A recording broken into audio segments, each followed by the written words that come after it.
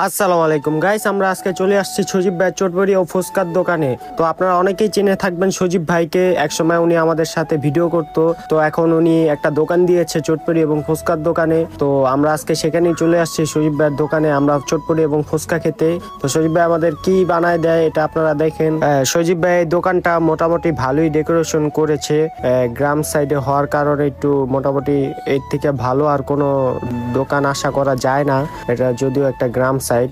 তো সজীব ভাই আমাদের জন্য এখন চটপটি বানাচ্ছে। তো সজীব ভাই আমাদের সর্বশেষে দুটি চটপটি বানিয়ে দিল। আপনারা চিন্তা করতে পারেন দুটি কেন, মানুষ তো একজন, আসলে মানুষ একজন না, আমরা দুইজন আছি, আমি আর হাসানে আছে ক্যামেরার পিছনে। তো এগুলো আমি এখন টেবিলে রাখি। তো আমাদের সজীব ভাই এখন আমাদের জন্য বেলপুরি বানিয়ে দিচ্ছে, আর এদিকে হাসানে দুষ্টামি করতেছে সজীব ভাইয়ের সাথে। তো বেলপুরি বানানোর শেষে সজীব ভাই আমাদের ঝালমুড়িও বানিয়ে দিচ্ছে। তো ওনার দোকানে মোটামুটি সবকিছুই পাওয়া যায়, চটপুরি, ফুচকা, তারপর হচ্ছে দই ফুচকা, বেলপুরি, হালিম, লাচ্ছি, এগুলা সবই পাওয়া যায়। তো এখন সজীব ভাই আমাদের জন্য দই ফুচকা বানাবে, যেটার জন্য আমরা অনেকক্ষণ ধরে অপেক্ষা করতেছিলাম। সজীব ভাই এদিকে দই ফুচকাটা বানাচ্ছে, আমরা দেখতেছিলাম। তো এদিকে সজীব ভাইয়ের দই ফুচকা বানানো দেখে হাসানের জিবলা দিয়ে লালা পড়তেছে।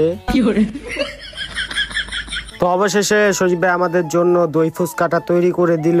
তো এখানে দেখতে পাচ্ছেন সজীব ভাই আমাদের জন্য কত কিছু বানিয়ে দিয়েছে, দই ফুচকা, বেলপুরি, ঝালমুড়ি, এগুলোই আপাতত বানিয়ে দিচ্ছে, কারণ দুপুর বেলা তো এত কিছু খাওয়া যাবে না।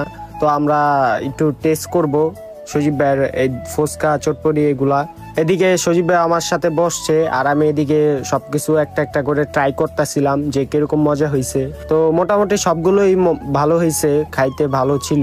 তো আপনারা যদি আসতে চান সজীব ভাইয়ের দোকানে, তো সজীব ভাইয়ের দোকানের লোকেশনটা আমি একটু বলে দিই। বেলতলি বাজার, বেরিবাদ সংলগ্ন, মতলব, চাঁদপুর। তো এখানে আসলে সজীব ভাইয়ের দোকানটা পেয়ে যাবেন আর কি।